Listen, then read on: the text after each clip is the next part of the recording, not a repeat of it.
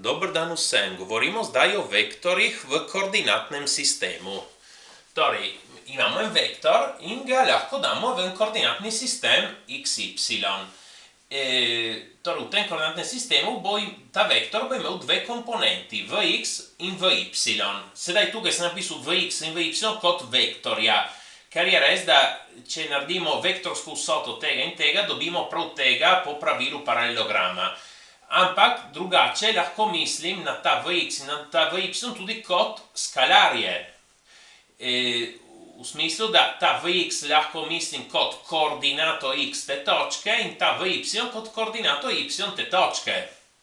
Z druge strani, ta točka, kjer konča vektor, ima dve koordinati, ki sta prav vx in vy.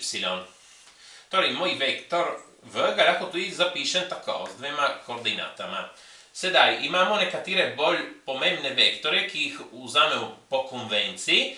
Če imamo koordinatni sistem xy, imamo vektor y, ki ima smer in usmerjenost osi x, in vektor j, ki ima smer in usmerjenost osi y.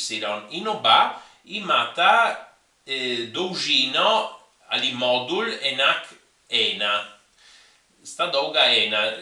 In torej je precej jasno, da tukaj ta točka bo 1, nič in ta točka bo nič 1. Torej, samo da omenimo, da ti vektorji so baza prostora, baza dvodimenzionalnega prostora, ampak lahko imamo tudi trodimenzionalni prostor. In ti vektorji i, j, k so baza tridimenzionalnega prostora.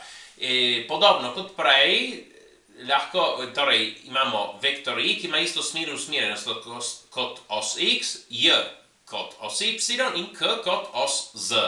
In imajo vsi še zmeraj dolžino 1, ali če hočete reči modul 1, in je jasno, da koordinate so prav te. Sedaj se vrnemo tukaj na bidimenzionalni prostor in naš vektor v, ki ima svoje dve komponenti vx, vy. Lahko damo tukaj vektorje i in j.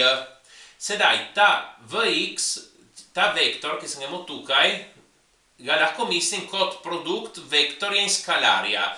Torej, skalar bi bil vx, če naredim produkt z vektorjem i, dobim prav tale vektor.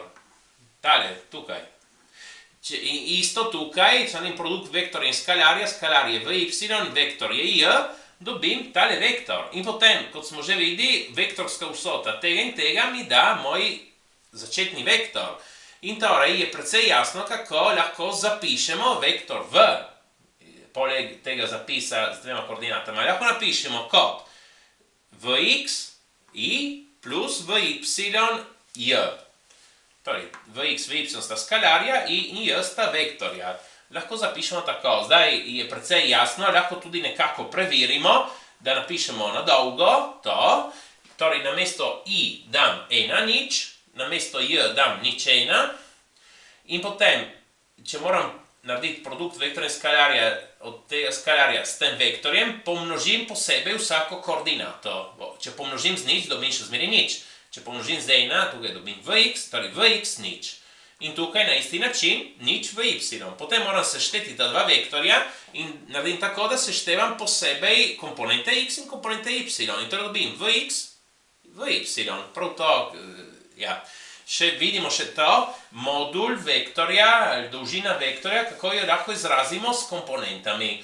Torej, lahko značimo tako, da je modul od vektorja, ali pa bolj nakratko, enostavno vzamemo simbol vektorja, mu damo proč puščico. Lahko tudi označimo tako. In tukaj vidimo, da je torej ta dolžina je modul.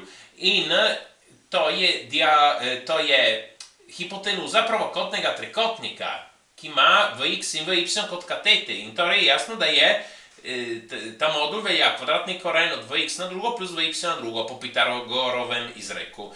Zelo podobno, če imamo vektor v tridimenzionalnem prostoru, ki ima koordinate vx, vy, vz, njegov modul, dolžina, je kvadratni koren od vx na drugo plus vy na drugo plus vz na drugo. Prosim, všečkajte in upišite se. Hvala.